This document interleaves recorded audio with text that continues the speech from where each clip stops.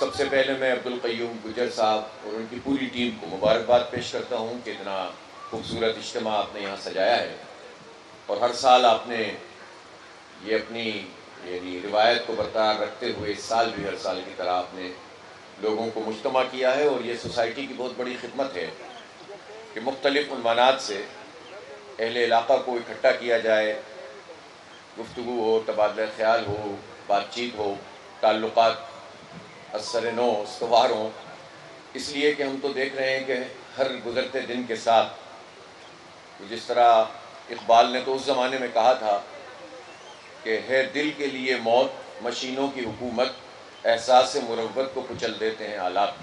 یہ آلات اپنی ایک بڑی شکل میں ہمارے اسمارٹ فون کی صورت میں ہمارے ہاتھ میں موجود ہیں، جہاں اس کے بے شمار فوائد ہیں جو میں آپ کو بھی بتاؤں گا بھی، اور اس کے نتیجے میں آپ کی کنیکٹیوٹی گلوبل سطح پر ہو گئی ہے.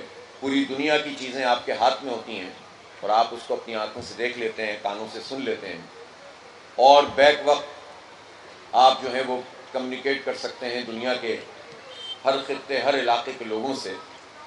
وہیں اس کنیکٹیوٹی کے ساتھ ساتھ جو ڈس کنیکٹ پیدا ہو جاتا ہے وہ بعض اوقات آپس کے رشتوں میں ہو جاتا ہے. ایک گھر میں اکثر آپ نے دیکھا ہوگا، ہم سب بھی یہی کام کرتے ہیں ماشاءاللہ، کہ بیٹھے ہوئے ہوتے ہیں 6-7 لوگ، ہر ایک کے ہاتھ میں موبائل ہوتا ہے، آپس میں ہی بات نہیں کر رہے ہوتے، پوری دنیا سے ہماری بات چیت، چیٹنگ، گفتگو چل رہی ہوتی ہے. تو کبھی کبھی ایسا بھی کرنا چاہیے کہ اس طرح کے جو تعلقات ہیں اس کو استوار کرنے کے لیے یہ مشینوں کو ذرا درمیان سے ہٹا لینا چاہیے، کیونکہ انسانوں کے جو اجتماعی ماحول ہوتا ہے، گفتگو ہوتی ہے، تبادلہ خیال ہوتا ہے، نشست و برخاست ہوتی ہے، اس کے نتیجے میں خیالات بھی آگے بڑھتے ہیں، تعلقات بھی بہتر بنتے ہیں، اور سماج کی جو ایک ضرورت ہے وہ بھی پوری ہوتی ہے. تو اس طرح کی محفلیں منعقد کرنا بہت قابل قدر ہے، اور میں مبارکباد ایک مرتبہ پھر عبدالقیوم گجر صاحب کو پیش کرتا ہوں. جماعت اسلامی آپ کے لیے نیا نام نہیں ہے. جماعت اسلامی جب بنی تھی تو وہ بھی اسی لاہور شہر میں قائم کی تھی سید ابو العلا مودودی رحمۃ اللہ علیہ نے، اور یہ پاکستان بننے سے بھی پہلے کی بات ہے، 1941 میں.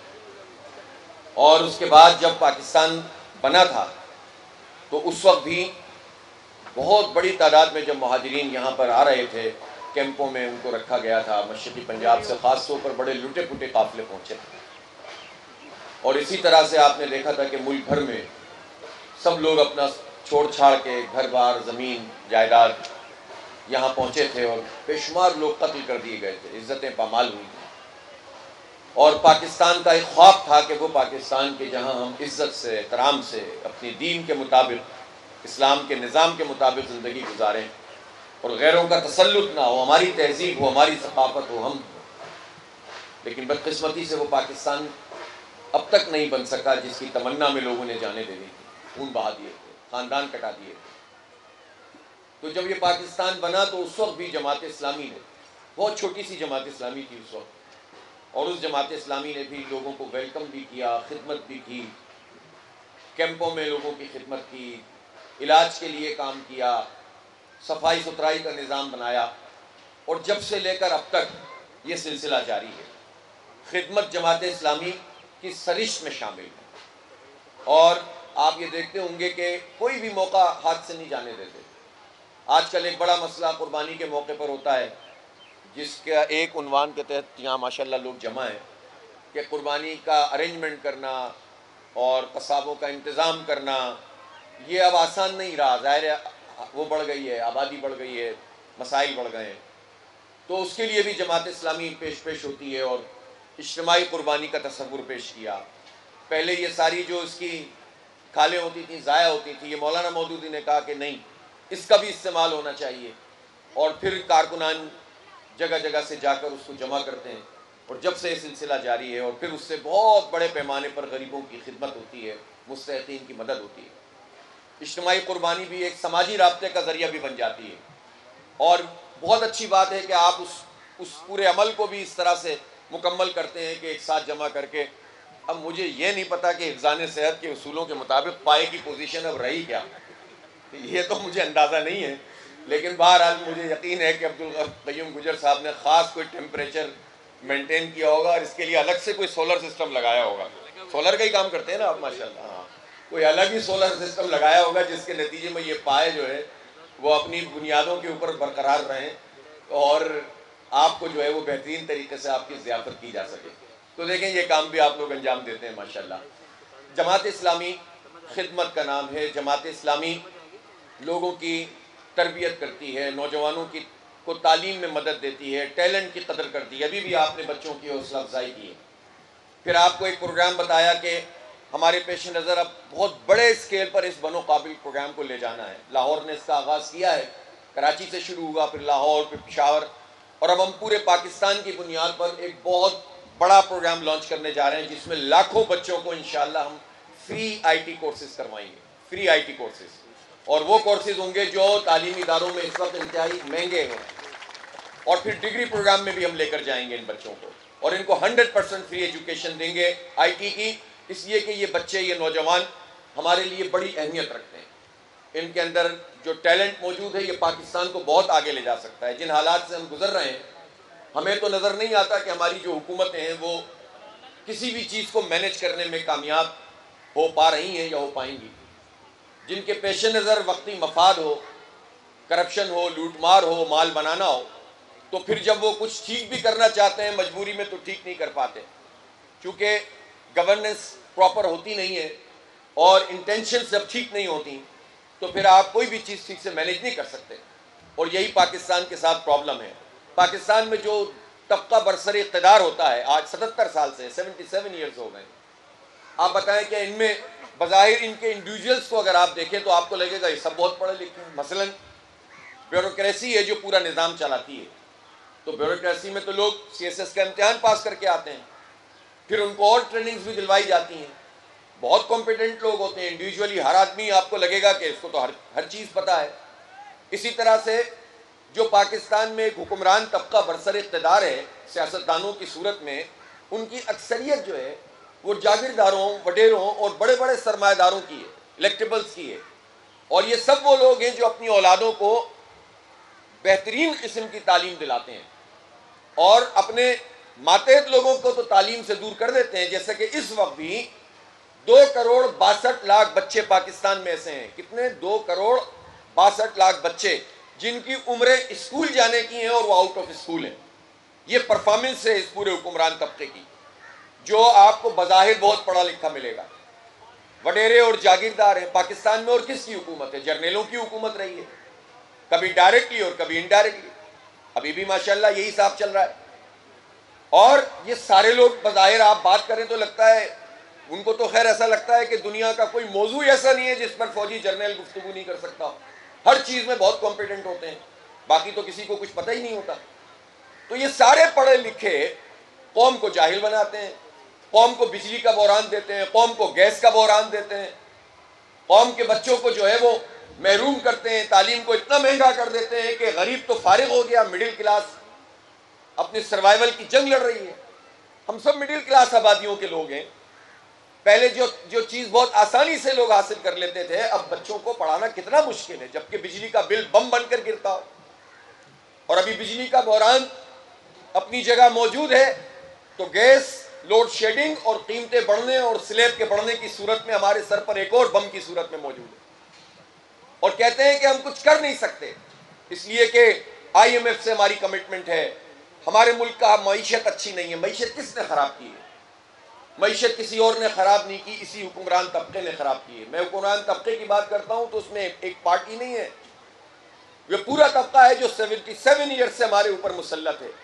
پھر اس کے بعد یہ پارٹیوں میں بھی پناہ لے لیتے ہیں, ایک ہٹتا ہے دوسرا آ جاتا ہے, دوسرا ہٹتا ہے پہلا آ جاتا ہے. اب یہ جو IPPs کا عذاب ہے, اب تو لوگوں کو سمجھ میں آ گیا کہ IPP کیا ہے.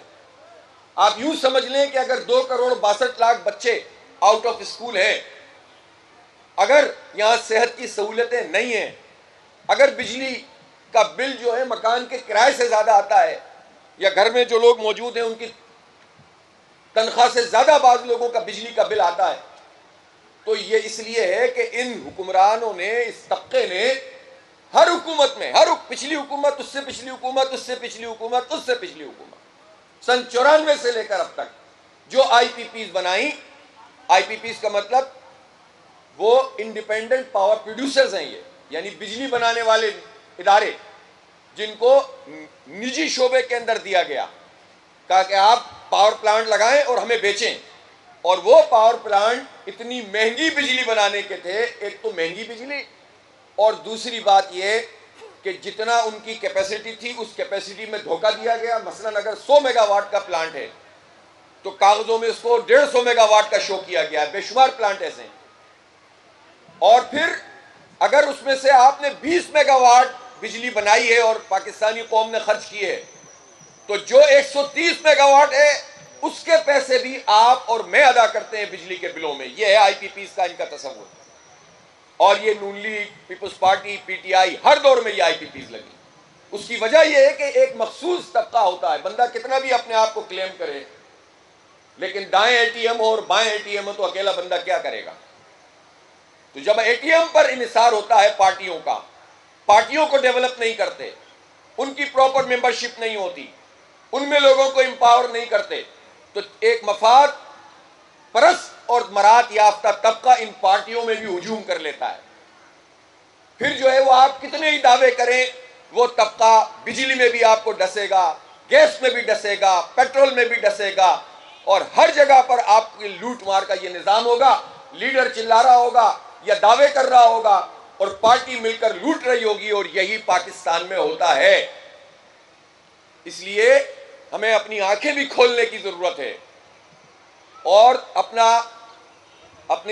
سوچ، اپنی فکر اور اپنے طرز سیاست ہر چیز کے اوپر غور کرنے کی ضرورت ہے. تو اس لیے جو پاکستان کے حالات ہیں یہ جاہلوں نے نہیں کیے خراب، یہ ان پڑھے لکھے جاہلوں نے خراب کیے ہیں جو ہمارے سروں پہ مسلط ہیں. جب تک اس طبقے سے جان نہیں چھٹے گی، جب تک آپ اپنی منزل کو حاصل نہیں کر سکیں گے. اب ایک راستہ یہ ہے کہ کچھ نہیں ہو سکتا، گھر بیٹھ جاؤ. ایک راستہ یہ ہے کہ نوجوان مایوس ہو جائیں. 74% نوجوان کہتے ہیں پاکستان میں نہیں رہنا. ایک راستہ یہ ہے کہ روزگار نہ ملے، ایجوکیشن نہ ملے تو بڑی تعداد میں قوم کے وہ لوگ جو غریب ہیں، جو پاورٹی لائن سے نیچے زندگی گزار رہے ہیں، وہ نشے کے عادی بنیں، وہ مافیاز کا شکار ہو جائیں.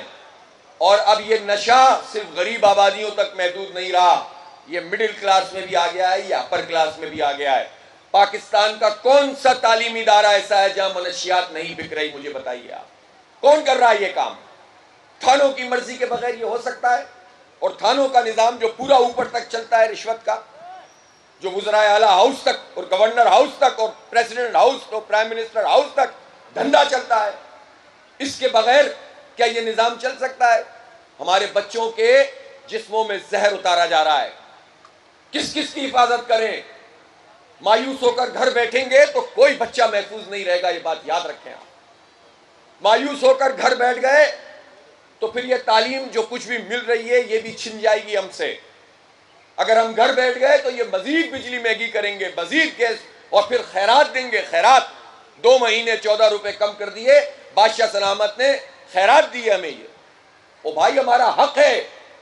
تم صرف اپنی شریف خاندان کی آئی پی پیز کی کیپیسٹی پیمنٹ کم کرو، اور تمہارے قریب قریب کے جو منشا گروپ اور داؤد گروپ اور اس ٹائپ کے جو ہر حکومت میں اپنا حصہ لیتے ہیں، ان کی آئی پی پیز کی کیپیسٹی پیمنٹ بند کر دو صرف، تو پاکستان بھر کی بجلی کا ٹیرف آدھے سے بھی کم ہو جائے گا. لیکن آپ یہ کام نہیں کرو گے اور خیرات دو گے ہمیں خیرات نہیں چاہیے، حق چاہیے، حق. اور حق یہ ہے کہ یہ ظلم کا نظام ختم ہونا چاہیے. ان ظالموں کو سروں سے ہٹانے کی اس تحریک کو آگے بڑھنا چاہیے. آپ بہت دیر سے یہاں پر تشریف فرما ہیں، گرمی بھی ہے، میں بات کو مختصر کر رہا ہوں.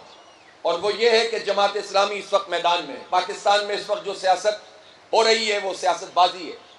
کسی کو عوام کے ایشوز کا کوئی پوچھنے والا نہیں ہے، کوئی غرض نہیں ہے کسی کو. آپ بتائیں کہ بجلی کی قیمت کے اوپر کوئی پولیٹیکل پارٹی آپ کو احتجاج کرتی ہوئی نظر آتی ہے؟ کوئی نکل کر میدان میں کہتے ہو کہ بھئی یہ ظلم ختم ہونا چاہیے؟ گیس کے بحران پہ کوئی نکلتا ہو؟ یہ جو تنخواہ دار لوگوں کی تنخواہوں پہ جو ٹیکس کا نیا سلیب لگا، کسی نے اس پر بات کی؟ زبانی جمع خرچ کیا، گھر بیٹھ گئے. جو حکومتی پارٹیاں ہیں وہ تو حکومتی ہیں، جو اپوزیشن ہے ان کو بھی پبلک کے ایشو سے کوئی غرض نہیں ہے. جماعت اسلامی نہ صرف یہ کہ ایک گلوبل ویژن رکھتی ہے، نہ صرف یہ کہ فلسطین اور کشمیر کے لیے آواز بلند کرتی ہے، نہ صرف یہ کہ اس کو اپنے ایمان کا حصہ سمجھتی ہے کہ امت کے ساتھ جڑنا چاہیے. آج بھی سید علی گیلانی کی 3ری برسی ہے وہ شخص کہ جو عظیمت کا کوہ گراں، استقامت کا پہاڑ اور جہاد فی سبیل اللہ اور انقلاب اس کی ایک علامت بن کر پوری دنیا میں موجود تھا. بدقسمتی سے ہمارے بچوں کو سید علی گیلانی کے بارے میں نہیں بتایا جاتا. وہ بتلے جو یہ حریت کا ایک عظیم مینار تھا. ہم کشمیر کے حوالے سے اور فلسطین کے حوالے سے اور امت کے حوالے سے بھی اپنی ذمہ داریوں سے غافل نہیں ہیں، لیکن ہم یہ سمجھتے ہیں کہ ہمارے پاکستان کے جو بھی مسائل اور مشکلات ہیں، عوام کا جو دکھ درد ہے، ہمارے لوگوں کی جو ضروریات ہیں، وہ سب جماعت اسلامی اس کو آن کرتی ہے. اسی لیے ہم ان بنیادی ایشوز پر تحریک کو لے کر چل رہے ہیں، اور یہ حق تو عوام کو تحریک کے عنوان سے ہم نے اس کو لانچ کیا ہے، اور اس کے ایک مرحلے کے طور پر ممبرشپ کا آغاز آج سے ہم کر رہے ہیں. الحمدللہ جماعت اسلامی میں شامل ہونے کے لیے آپ کو کسی ایسی کوالیفیکیشن کی ضرورت نہیں ہے. یہ تصورات ذہن سے ہٹا دیجئے کہ جماعت میں لوگ شامل نہیں ہو سکتے. سب کو دعوت دیتا ہوں، آپ جتنی میری مائیں بہنیں موجود ہیں، میری بیٹیاں ہیں، میرے نوجوان بزرگ جوان، سب سے کہتا ہوں کہ آپ ابھی جماعت اسلامی کے ممبر بن سکتے ہیں. اور جماعت اسلامی کے ممبر بننے کا مطلب کیا ہے؟ اس کا مطلب یہ ہے کہ آپ خیر کے کاموں میں اپنا دست تعاون بڑھائیں، اپنا ہاتھ بڑھائیں. آپ نوجوانوں کی تربیت کے لیے، ان کو با اختیار بنانے کے لیے، ان کو مثبت سرگرمیاں دینے کے لیے، ان کو پڑھانے کے لیے، ان کے حق کی آواز کو بلند کرنے کے لیے جماعت اسلامی کا حصہ بنیں. آپ خواتین کے حقوق کے لیے، اس وقت خواتین کا مسئلہ بے شمار مسائل ہیں، گھریلو طور پر بھی پریشانیاں ہیں، کوئی آواز نہیں ہوتی ہے. جو این جی اوز اس پر بات کرتی ہیں ان کے اپنے اپنے ایجنڈاز ہیں. جماعت اسلامی اس کو سمجھتی ہے کہ یہ ہمارا ہر گھر کا مسئلہ، ریاست کا، حکومت کا مسئلہ ہونا چاہیے، قانون سازی ہونی چاہیے، اس پر عزت کے ساتھ حق حاصل کرنے کے لیے ایک طریقہ کار ہونا چاہیے. عورتوں کو بالعموم لوگ وراثت میں حق نہیں دیتے اور کہتے ہیں ہم نے تو جہیز دے دیا. او بھائی جہیز دے دیا تو احسان کر دیا. اللہ تعالیٰ نے جو حق متعین کیا ہے خاتون کا، بیٹی کا، بیوی کا، بہن کا، اس حق کو کوئی نہیں مار سکتا. جماعت اسلامی اس حق کے لیے آواز اٹھاتی ہے، اور ہمارا تو کہنا یہ ہے کہ اللہ نے ہمیں موقع دیا، ہم ایسی قانون سازی کریں گے اور اس پر عمل درآمد کروائیں گے کہ جو آدمی بھی اپنی بہنوں، بیٹیوں، ماؤں اور وراثت میں حق مارتا ہے اس کو کسی بھی سیٹ پر موجود نہیں ہونا چاہیے، چاہے وہ کوئی فوجی افسر ہو یا بیوروکریٹ ہو یا سیاستدان ہو یا کوئی بھی آفس ہولڈ کرتا ہو. وراثت کا حق اس کا حق ہے. تحفظ سب سے بڑا مسئلہ ہے خواتین کا. عزت والی ٹرانسپورٹ اویلیبل نہیں ہے پاکستان کی اکثر آبادی کو. ان سب ایشوز کو ہم اپنا ایشو سمجھتے ہیں اور اس کے لیے آواز بلند کرتے ہیں. تو میں چاہتا ہوں کہ آپ سب ان سارے کاموں میں ہمارا حصہ بنیں. آپ درس و تدریس کے کاموں میں حصہ بنیں. ہمارے درس قرآن کے حلقے ہوتے ہیں، فہم قرآن کی کلاسیں ہوتی ہیں، سینکڑوں کی تعداد میں ایک یعنی شہر کے اندر الحمدللہ خواتین کے حلقے قائم ہیں تاکہ ہم سکھا سکیں کہ دین کیا ہے. ہم فرقہ بازی پر یقین نہیں رکھتے. ہم لوگوں کو دیوبندی، بریلوی، اہل حدیث، شیعہ، سنی میں تقسیم نہیں کرتے. اللہ رسول قرآن کی بنیاد پر، دین کی بنیاد پر اکٹھا کرتے ہیں. ہم لوگوں کو لسانی بنیادوں پہ تقسیم نہیں کرتے. ہمارے ہاں المیہ یہ ہے کہ کبھی جو ہے وہ بلوچ قوم پرستی، کبھی پختون قوم پرستی، کبھی بہادر قوم پرستی، کبھی پنجابی قوم پرستی، کبھی سندھی قوم پرستی، اس بنیاد پر لوگوں کو تقسیم کر دیا جاتا ہے. مسائل ہر جگہ ہوتے ہیں، مشکلات ہر جگہ ہوتی ہیں، لیکن ایسا ایجنڈا ہے کہ لوگوں کو تقسیم کرو اور ایک طبقہ خود بہت متحد رہتا ہے. جماعت اسلامی یہ چاہتی ہے کہ آئیں آپ ہمارے ممبر بنے، ہم عوام متحد ہو جائیں اور وہ ایک چھوٹا سا طبقہ تقسیم ہو جائے. یہ ہے ہمارے پیش نظر. اور انتہائی خطرناک طریقے سے ملک میں یہ کھیل پھر سے کھیلا جا رہا ہے. میں آپ لوگوں سے درخواست کرتا ہوں کہ اس کھیل کا حصہ بالکل بھی نہ بنے. ہم مذمت کرتے ہیں اس پورے عمل کی جو بلوچستان میں ہوا، اور خاص طور پر شناخت کر کے پنجاب سے تعلق رکھنے والے مزدوروں کو اور لوگوں کو قتل کیا گیا. لیکن اس بنیاد پر اگر ہم اس قوم پرستی کے دھارے میں بہہ گئے تو کچھ بھی نہیں بچے گا. ہم تو بلوچوں سے بھی کہتے ہیں کہ اگر تمہارے مرد اگر لاپتہ ہیں، تمہارے ساتھ اگر کوئی زیادتی ہے تو یہ حوصلہ پورے پاکستان میں ہے اس پنجاب میں بھی ہے کہ مینار پاکستان میں ہم تمہارا جائز مقدمہ لڑیں گے، لیکن اس کا مطلب یہ نہیں ہے کہ تم امریکہ کے CIA اور را کے ایجنٹ بن جائیں کچھ لوگ اور بھارت کے ایجنٹ بن کے یہ تعصبات پروان چڑھائیں اور قتل عام کریں، یہ کسی صورت میں بھی قابل قبول نہیں ہے۔ تو کسی کے لیے بھی یہ بات درست نہیں ہے کہ وہ قوم پرستی کی بنیاد پر تعصب کرے اور نفرتیں پھیلائے۔ اس لیے قوم کو متحد کریں گے انشاءاللہ۔ ہم یہ چاہتے ہیں کہ پوری قوم مجتمع ہو کر پاکستان کو آگے بڑھانے کی بات کرے۔ یہ پاکستان سب کا پاکستان ہے، یہ ایک چھوٹے سے اشرافیہ کا پاکستان نہیں ہے، بلکہ عوام کا پاکستان ہے۔ ریاست کا مطلب فوج نہیں ہوتی، بیوروکریسی نہیں ہوتی، مقننہ اور عدلیہ نہیں ہوتی۔ ریاست کا مطلب عوام ہوتے ہیں۔ ہمارا حق رائے دہی ہے جس پر قبضہ کر کے فارم 47 والے مسلط ہیں ہم پر، ہمیں اس سے بھی قبضہ چھڑانا ہے انشاءاللہ تعالی۔ ہمارے وسائل کے اوپر، ہمارے چیزوں کے اوپر اتھارٹیز بنا کے حکومتیں قابض ہو جاتی ہیں، مرکز سے پیسے لیتے ہیں لیکن نیچے پیسے منتقل نہیں کرتے، لوکل باڈیز کے انتخاب نہیں کراتے۔ یہ گجر صاحب وائس چیئرمین، جب تک اگلا الیکشن نہیں ہو رہا یہی وائس چیئرمین ہے، یہی ہے نا؟ ہاں، ان کو آپ وائس چیئرمین ہی سمجھیں، اور انتخاب ہی نہیں کرا رہے۔ کیوں نہیں کرا رہے بھائی؟ آپ کون ہیں؟ بادشاہ سلامت ہیں؟ یہ انتخاب بھی ان سے کروائیں گے تاکہ گراس روٹ لیول کی لیڈرشپ ابھرے۔ ہمارے روزمرہ کے مسائل ہیں، انہیں حل ہونا چاہیے۔ تو یہ بے شمار چیزیں ہیں، ہم نے پورا قومی ایجنڈا بنایا ہے اور اس میں سر فہرست اس وقت بجلی کے بلوں میں کمی کروانی، اس کے لیے ہم نے دھرنا بھی دیا، معاہدہ بھی کیا، ہڑتال بھی ہوئی۔ اس ہڑتال نے پورے پاکستان کو ایک کر دیا الحمدللہ۔ ایسی ہڑتال پاکستان کی تاریخ میں کبھی نہیں ہوئی۔ اللہ کا شکر ہے کہ سب مجتمع ہیں۔ اب اس جد و جہد کو تیز تر کرنا ہے۔ میں آپ سے درخواست کرتا ہوں کہ آپ جماعت اسلامی کا حصہ بن کر یہ کام کریں۔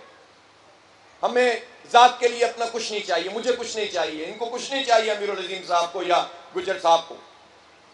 ہماری جو بھی ایفرٹ ہے وہ اسلام کے لیے، پاکستان کے لیے اور عوام کے حقوق کے لیے۔ ان تینوں چیزوں پر آپ کا اتفاق ہے تو آپ ہمارا حصہ بنیں۔